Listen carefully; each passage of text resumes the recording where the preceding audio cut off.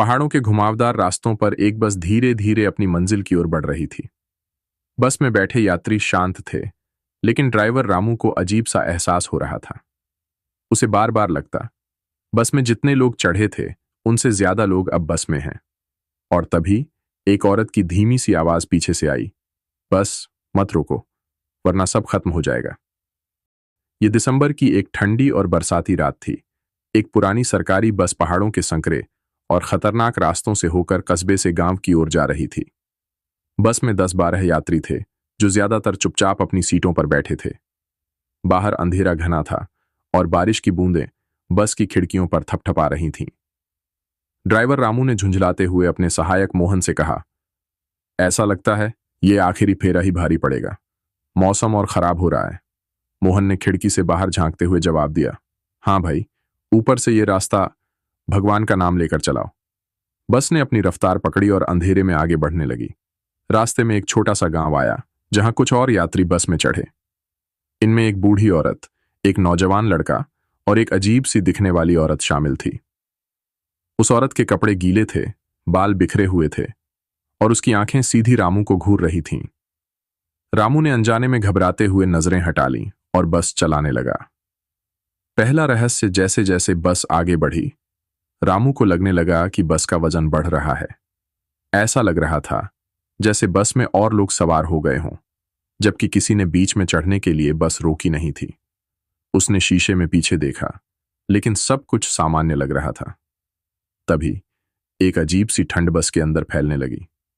यात्रियों ने अपनी शॉल और जैकेट कसकर लपेट ली। एक बूढ़े आदमी ने कहा, आज की रात कुछ अलग लग रही है, ये ठंड आम नहीं है। पीछे बैठी वह अजीब औरत अब भी एक तक खिड़की से बाहर देख रही थी।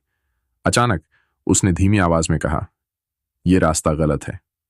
रामू ने ब्रेक लगाते हुए पूछा, तुमने कुछ कहा?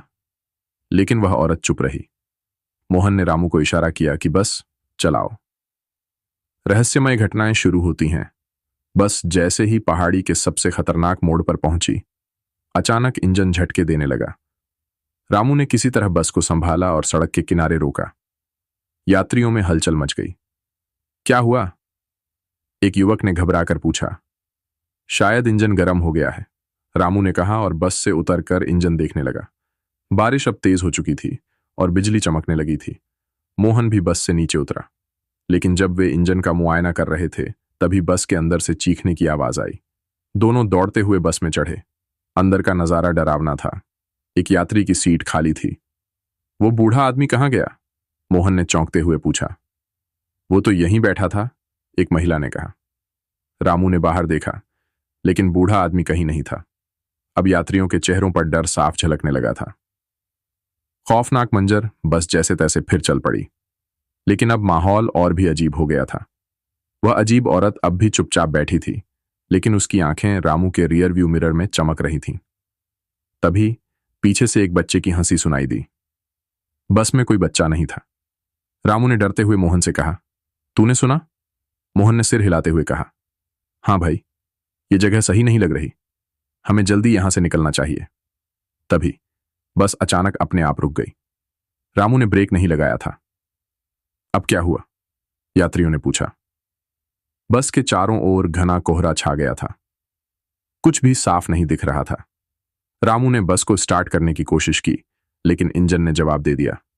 भूतिया यात्री अचानक उस अजीब औरत ने जोर से कहा, बस को यहीं छोड़ दो, यह सफर अब और आगे नहीं जाएगा। रामू ने गुस्से में कहा, तुम कौन होती हो ये कहने वाली?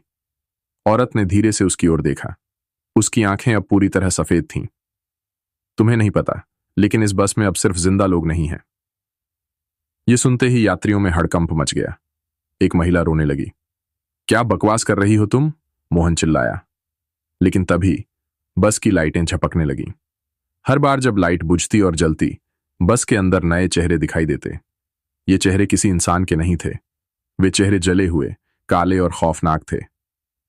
सच सामने आता है रामू को। अब एहसास हुआ कि कुछ भयानक हो रहा है। उसने मोहन से कहा, चल सबको बस से नीचे उतारते हैं।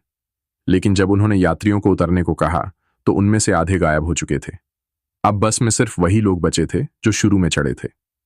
तभी वह औरत खड़ी हुई और बोली, अब यह सफर खत्म हो चुका है। जो भी इस रास्ते पर गया वह कभी वापस नहीं आया। तुम सबने इस बस में कदम रखकर अपनी किस्मत पर मोहर लगा दी है। रामू ने डरते हुए पूछा, तुम कौन हो? औरत ने एक खौफनाक हंसी के साथ कहा, मैं वही हूं जिसका इंतजार इस रास्ते पर हर साल कोई ना कोई करता है। अंत बस के अंदर की चीखें जंगल में गूंज उठीं। अगले दिन गांव वालों को वह बस सड़क के किनारे खड़ी मिली। अंदर कोई नहीं था। रामू, मोहन और यात्री सब गायब थे। गांव के बुजुर्गों का कहना था कि वह रास्ता श्रापित है। वहां हर साल एक बस गायब हो जाती है और जो उस बस में चढ़ता है वह कभी लौट कर नहीं आता। उसके बाद उस बस का नंबर 13B कभी किसी ने नहीं देखा। लेकिन आज भी लोग कहते हैं कि बारिश की रातों में पहाड़ों के उस रास्ते पर एक बस चलती दिखाई देती है और जो उसे रोकने की कोशिश करता है वह भी उस बस का हिस्सा बन जाता है।